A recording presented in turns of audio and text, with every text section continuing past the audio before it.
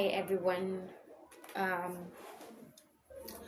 I just wanted to come on here and give talk about something important, something that subconsciously has been in my mind, and it was reinforced when I saw a Substack post that was it said, "Womanhood is understanding your mom's choices," and this brought to mind now consciously about the times I've thought about my mom's choices, thought about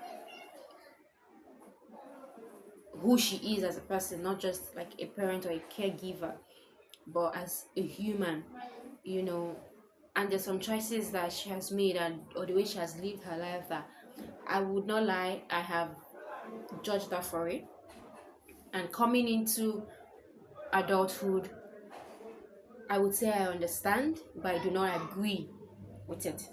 So, as children, we see our parents as this kind of force. We do not see them as beings.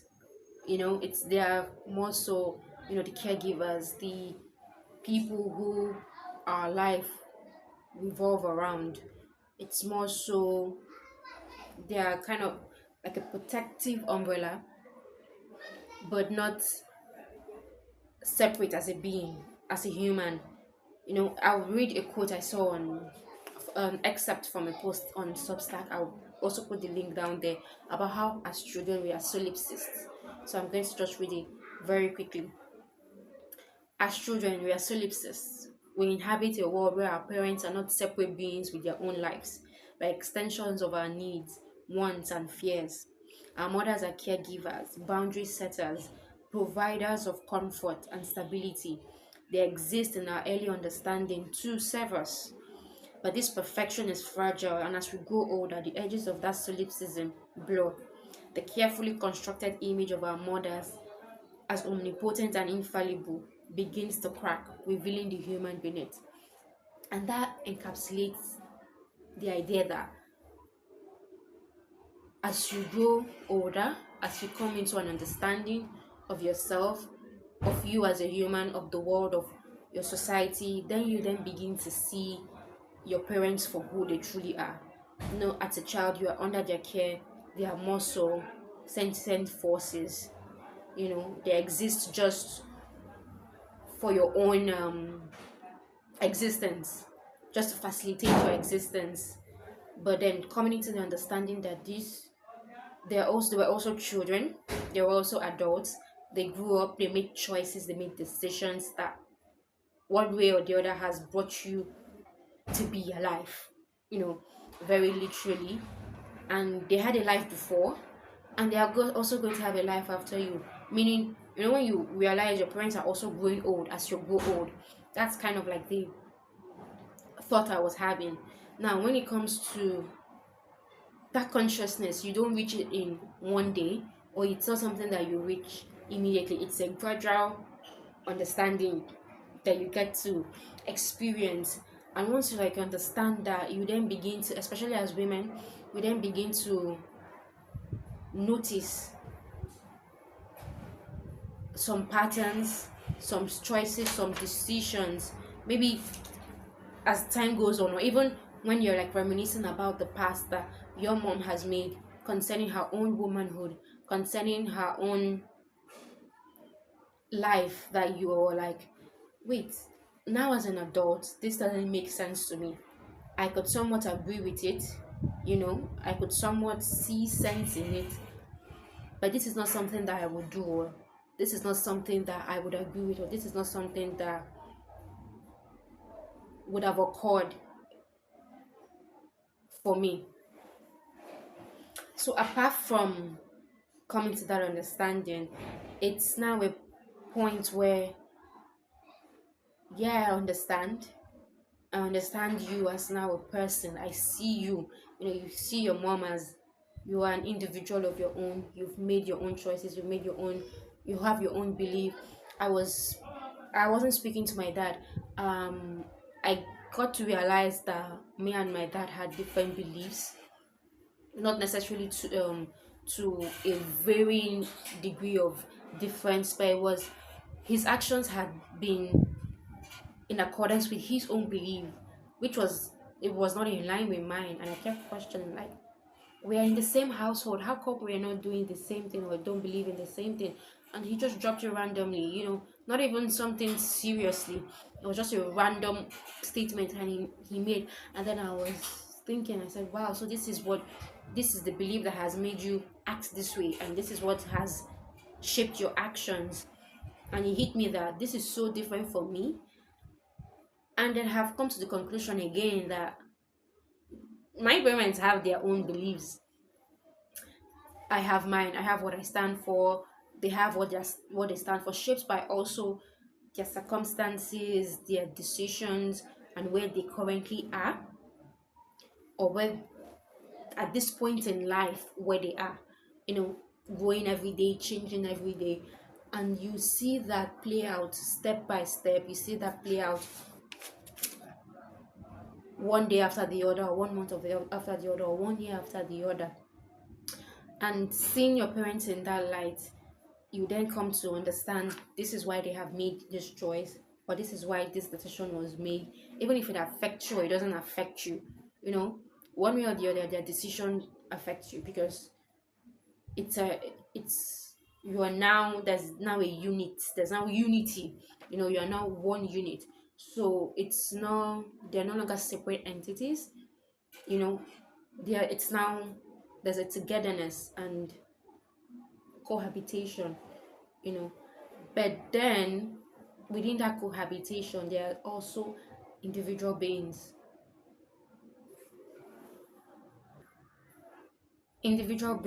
that also in essence themselves. So now growing up is understanding. I'm basing this more on my mom. I've also observed my dad and observed his patterns and his behaviors, but I'm referencing womanhood and the decisions that my mom has taken in her own womanhood that has affected me and that has taught me lessons. Basically, I have another excerpt to read from the same Substack um, article or post, and it basically says, the older I've gotten, the more I realize that womanhood is less about stepping into yourself and more about stepping back into where you came from. A process of excavation, sifting through the layers of your mom's life, her choices, her wounds, her silences, bleeding into a roadmap of your destiny. A book or how to guide about how to live life. It's also about unraveling the narratives you constructed about her when you were a child. This easily ties into, you just see them as beings in existence to serve your own existence, not as beings in their own existence. And you begin to unravel this box kind of that you've placed your mom into. And it says it's also about unraveling the narratives you constructed about her when you were a child, the good and the bad, the simplified stories that reduce her to her function and her role as a mom and as a caregiver or boundary setter. And it is in that unraveling that you begin to understand your own existence is predicated on an amalgamation of all the things you wish you was and all the things you're not. I want to take a moment to go back to that last statement when it says, in that unraveling, in that understanding of this woman who has been a major part or a major influence in my life, her existence, or rather, your existence, is predicated on an amalgamation of all the things you wish you was and all the things you are not. Looking back at what has happened and how her choices have influenced my life, or how I then go to see things, I kind of wish there are some choices I wish she hadn't taken, or decisions I wish she hadn't taken, or then sometimes actions she takes, I'm like, I wish I could say that I would in real time I would be so off put by it.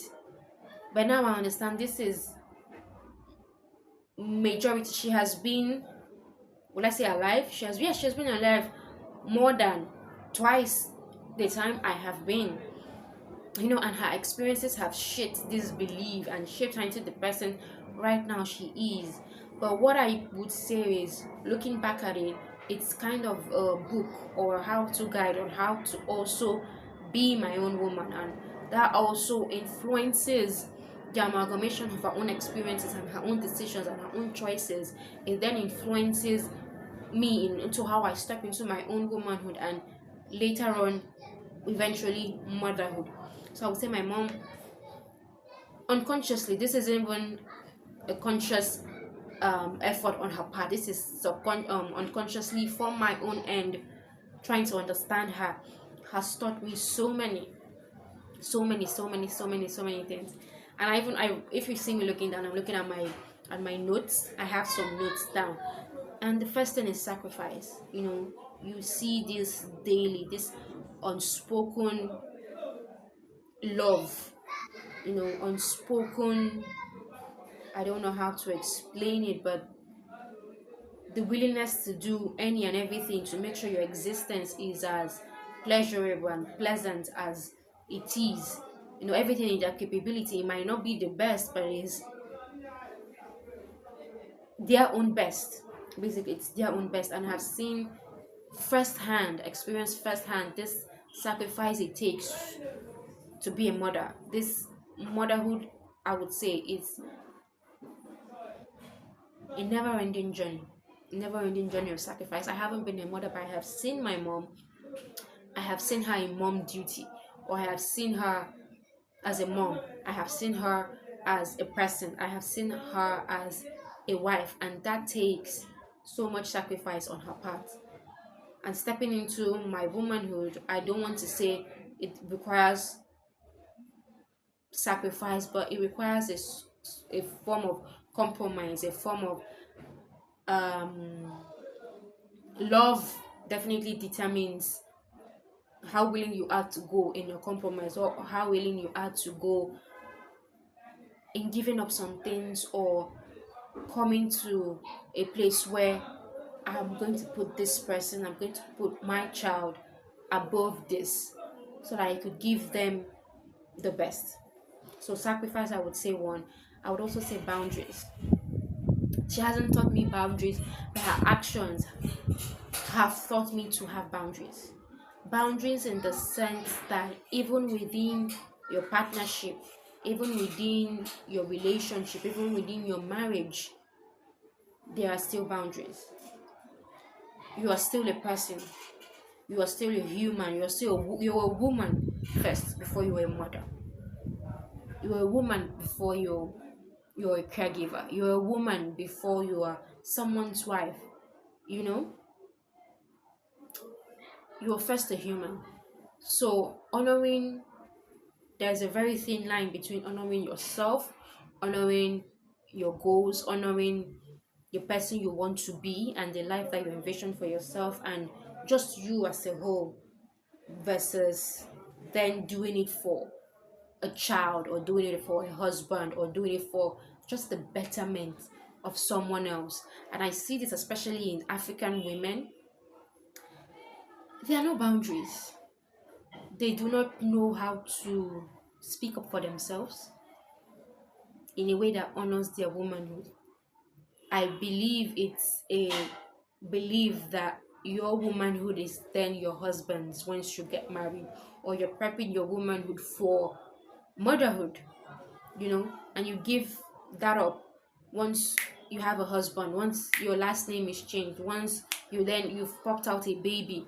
It's the detriment of the self and the elevation of the unit of a family. I don't know if anyone has experienced that, but I see that so much in African culture, especially, where it's no longer me, it's now the family. And it's very prevalent, especially in situations where you have disagreements with your children, and it then boils down to, hey, you don't respect me. It's like, no, I have different opinions. You are your own person, I am my own person, and your circumstances and experiences have made you to believe in this and act this way, but mine have allowed me to believe in this and act this way. And any contradiction in that is then seen as, is opposed, basically. Any contradiction to their own instruction or to their own belief from their children is seen as, why are you being disrespectful? But it's more so, remember that you are your own person. Remember that you are you.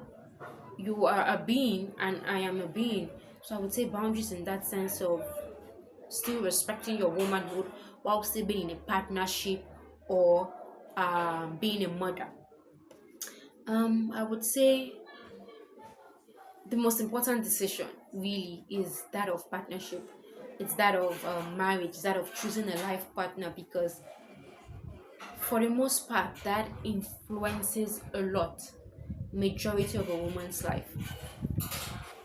I mean, there are people who have chosen to not be in a partnership, who have chosen to not be, you know, to be child free, but in this kind of culture where it's, again, the family is elevated so high that you are pressured to be in one, the decision of then having a life partner is so important. Because, and especially in a culture that doesn't believe in divorce or separation, where it's shunned or it's frowned upon, it's then being in a marriage. I've seen this firsthand from my parents' marriage. I've learned a lot from their marriage. Really, it's, let's not go there, but that's kind of an important decision to make, and sometimes she talks about getting into getting into marriage. So this is something I've noticed from what she has talked about and what she hasn't talked about. And it's more so the pressure to be conjoined with another then supersedes the pressure to pick right, or it supersedes the time it takes to make the right decision, or the time it takes to find the right partner. And finding the right partner is really important. Again, it influences a lot, not just you as a woman, but your children as extension of you. It does influence a lot. So her choices over her partnership, her choices over her own motherhood has now influenced me, and the decisions that I will now take forward concerning my own womanhood and stepping into my womanhood and eventually motherhood. Another thing would still, it's still conjoined into boundaries and the self, and it's about still being yourself. Again, I think I explained this when I said there is no focus again on the self. Everything is sacrificed for the benefit of the family. And I'm not saying to be selfish or to be self-centered or to just serve yourself, but it's more so still honoring you and still seeing yourself as the being you were from childhood, from adulthood, up to the point you are conjoined with a partner. You know, there is no separation. Yeah, there's no, I think I've explained this. I don't have any more words to say this, but there is no separation. It's now,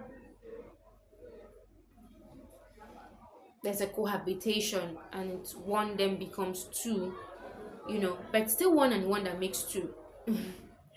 But the one and one is forgotten, and it's now the two that is looked up. It's now the two that is looked at. So I would say still honoring yourself and honoring your own life is one lesson. And the last, I think I would say, not even the last, finances. Oh my God. When people say on the internet, before you get married or before you have children, be prepared for it. But it's so true.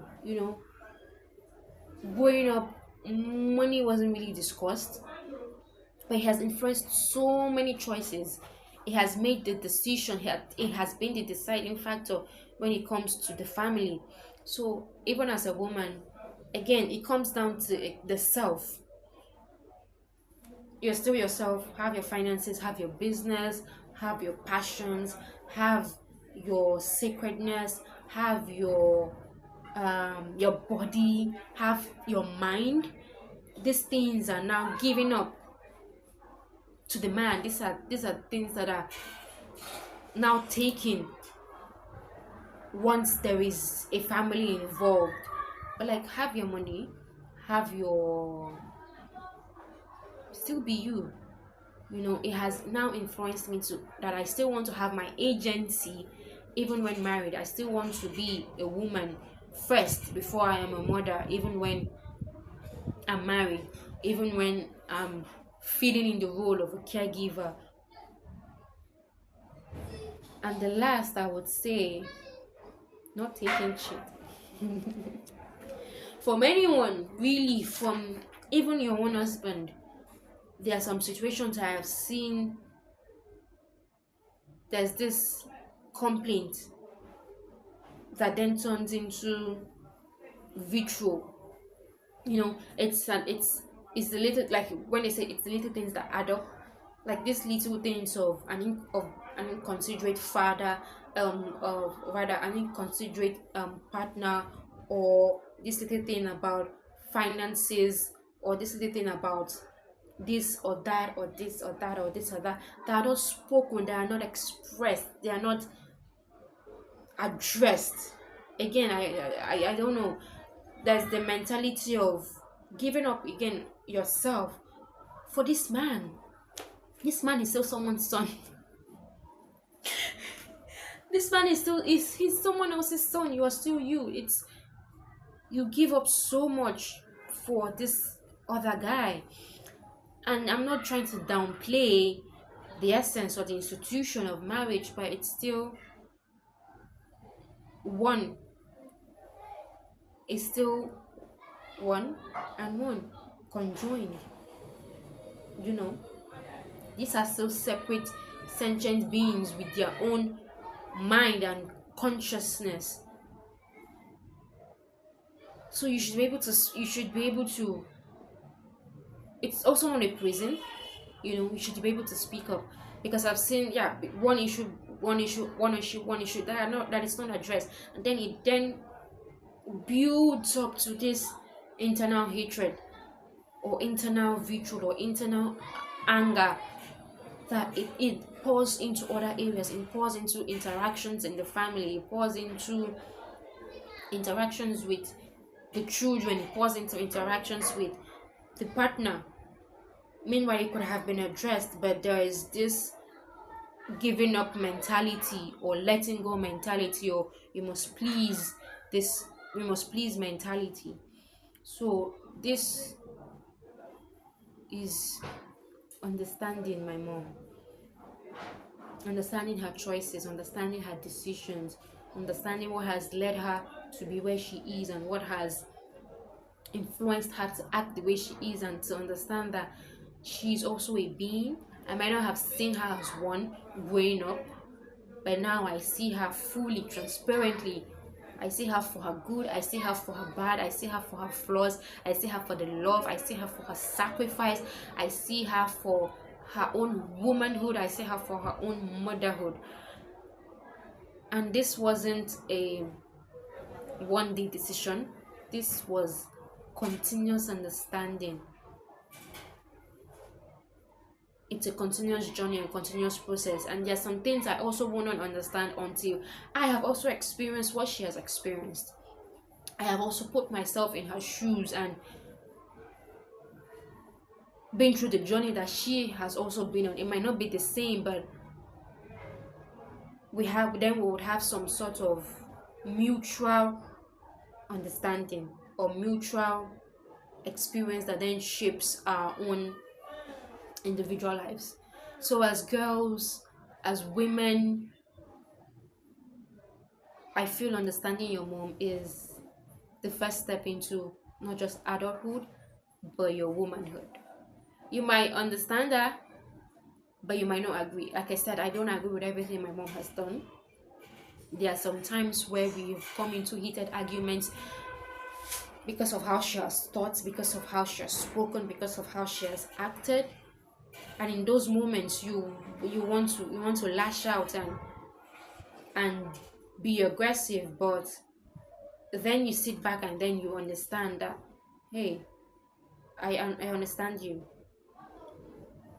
You know, the same way you see your friend as human, and you can talk to your friend and speak it out and iron it out, and your friend can say, hey, this is what I think, this is what you think, or I'm not going to do this, or I'm not going to do that. That's how you should also see your parents as entities, and especially women